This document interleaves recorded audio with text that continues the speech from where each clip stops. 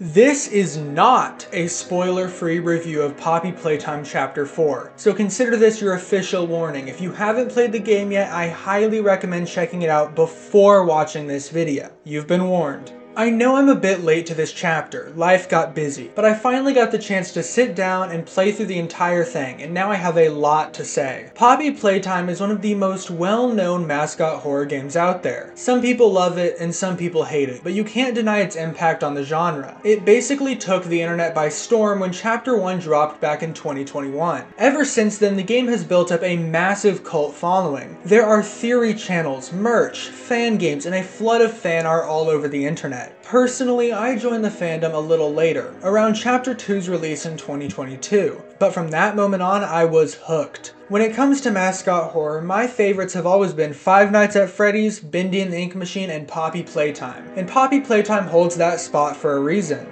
Sure, part of that is bias, I won't lie. I've been in this fandom for years now, and it's hard not to get emotionally attached to these characters and theories. But that's not the only reason. It's the gameplay itself that makes me keep coming back. The grab pack and battery mechanics throughout all 4 chapters are what makes this game so unique and stand out to other mascot horror games. One thing I've noticed, especially as someone who's been following Poppy Playtime for years, is just how much this game has gotten better over time. If I'm being nostalgic, of course I still love Chapter 1 and Chapter 2. They're iconic. They have that early charm and mystery that sparked this whole fandom. But if I step back and look at things objectively, this game has massively improved. You can see it in the environments especially. Compare screenshots from Chapter 1 and Chapter 4 side by side, and it's like night and day. The textures, the lighting, and the atmosphere have all become so much more detailed and immersive. The world has gotten darker, not just visually, but narratively too. There's a stronger sense of dread and unease now. The kid-friendly facade has been slowly peeling away, revealing something far more disturbing underneath. Even the characters' animations and voice acting have improved,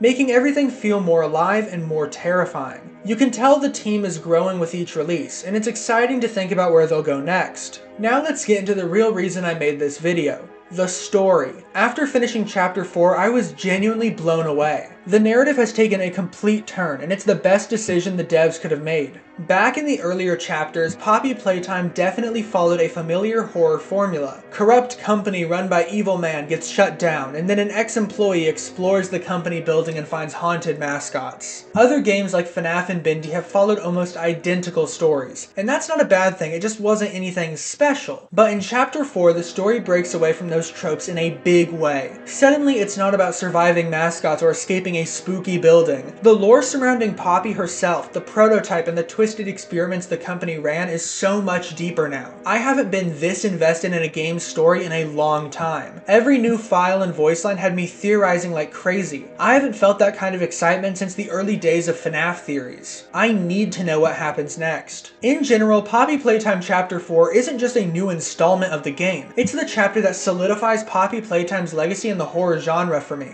The visuals have improved, the gameplay is still just as engaging, and the story has taken a sharp, exciting turn. And most importantly, the game still knows how to scare you. Not just with cheap jump scares, but with genuinely disturbing ideas. The tape about Doey killing his parents alone freaked me out, and I've been thinking about it ever since I finished playing the game. I can confidently say that this is the best chapter yet, and it sets the stage perfectly for whatever's coming in Chapter 5. If they keep up this level of quality and maybe push things even further, we're in for something amazing. If you've played Chapter 4, let me know what you thought about it. I have more reviews, challenge runs, and playthroughs coming soon, so look forward to those. And thank you all so much for watching.